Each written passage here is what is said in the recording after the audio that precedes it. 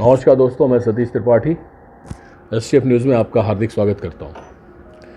दोस्तों, ये आज दिल्ली सरकार में जो ये घटनाएं डे पर डे हो रही हैं, जो कि मैं आपको बताता चल रहा हूं, उसमें कुछ भी नया नहीं हुआ। एक और चीज़ जुड़ गई है।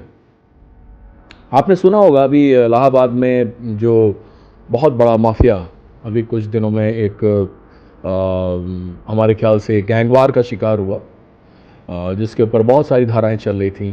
अतीक अहमद अपने जो उसकी माफियाज का जो उसका टेरर था, तो टेरर काल में अपने वो क्या करता था कि उसका कोई भी बिजनेसमैन किसी से भी दुश्मनी होती थी तो उसको कहीं से भी उठवा लेता था।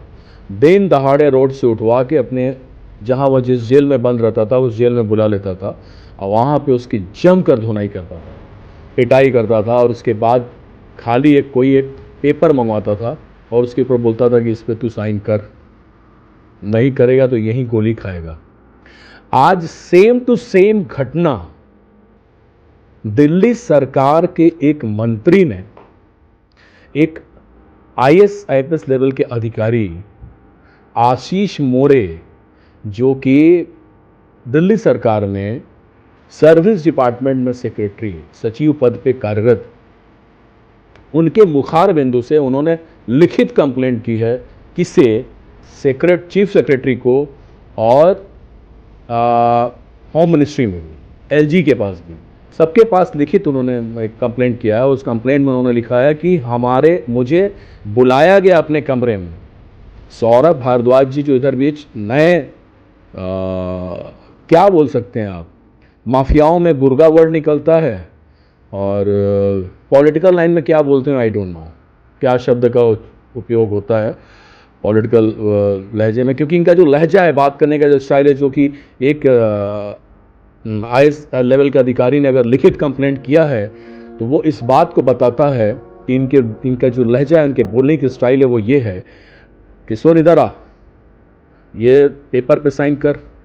अगर इस पेपर पे साइन नहीं करेगा तो तुझे पता है कि मैं क्या कर सकता हूँ, तेरी ज़िंदगी में बर्बाद कर दूंगा। मैं भी चिराग दिल्ली का रहने वाला हूँ। भैया, मैं आप लोगों से पूछना चाहता हूँ, दिल्ली वासियों से, क्या चिराग दिल्ली में माफिया और गुंडा टाइप लोग रहते हैं क्या? ये तो धमकाने का एक अलग अंदाज हो गया भैया। भैया, मैं दिल्ली के चिराग दिल्ली का रहने, तो नया वर्ड मिल गया कि तू ये काम कर, नहीं तो तुझे पता है ना कि मैं चिराग दिल्ली का रहने वाला हूँ।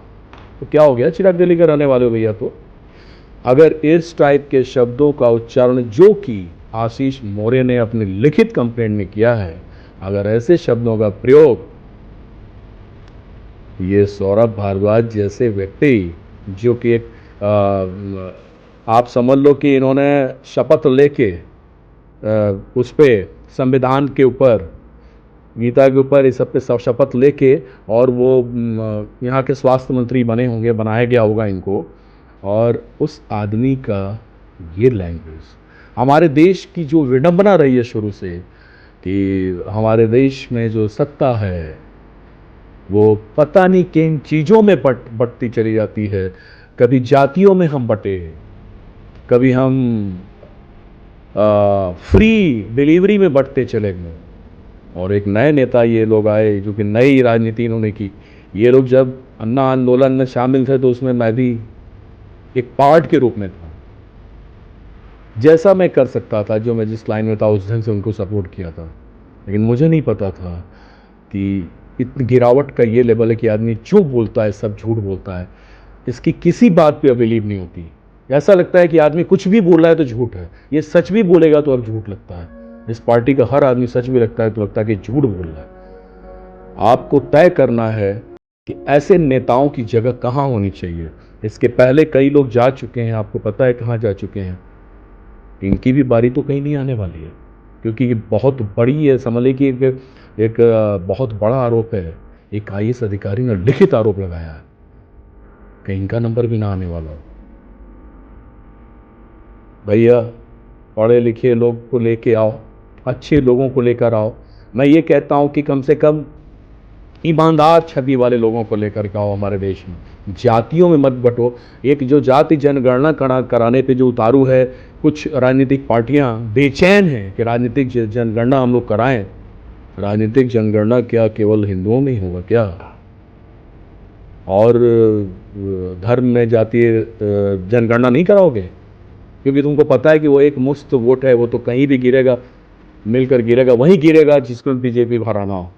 कुछ भी कर ले बीजेपी, मतलब भाजपा जो है, जो केंद्र सरकार है, मैंने देखा है कि लोगों के अंदर आक्रोश मैंने ये देखा है कि लॉकडाउन के समय में हमारे ख्याल से मुझे नहीं लगता कि मोदी गवर्नमेंट या मोदी सरकार ने किसी को भी अलग ढंग से किसी को भी अलग समझा कि अनाज अगर जा रहा है तो इसके घर में नहीं जाएगा, इसके घर में जाएगा। सबके घर में गया मेरे भाइयों। लेकिन मुझे पता है, अच्छे से हम जानते हैं, ये तो उनका धर्म है। केंद्र सरकार राजा है तो राजा तो इनकी प्रजा के एक समान होनी चाहिए, और प्रजा दो भेद करती है, ये भी सब जानते हैं। ये पूरा हिंदुस्तान जानता, अब तो जान चुका है, हर जगह पे जान चुका है कि कौन क्या है, कौन कहाँ है। बस मैं इतना ही कहता हूँ कि जाति जनगणना हिंदुओं में नहीं होनी चाहिए, और इस चीज़ का मैं सख्त विरोध करता हूँ। ऐसे लोगों को, जो ऐसे लोग हैं जो फ्री बिजली, फ्री का एक नई राजनीति लेकर के आए हमारे देश में, जाति से अलग हट के कि मैं आपको फ्री में दूंगा, कुछ भी फ्री नहीं है भाई साहब, कुछ भी फ्री नहीं है, ये आप याद रखिएगा। ये सिर्फ एक बेवकूफ़ बनाने का एक धंधा और कुछ भी नहीं है।